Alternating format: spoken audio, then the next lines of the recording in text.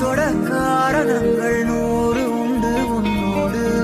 உன்னை விட யாரு உன்னை தூக்கி வைப்பார் விண்ணோடு. தட்டிவிட யாரு வந்தும் முட்டி வர வேண்டும் நெஞ்சம்.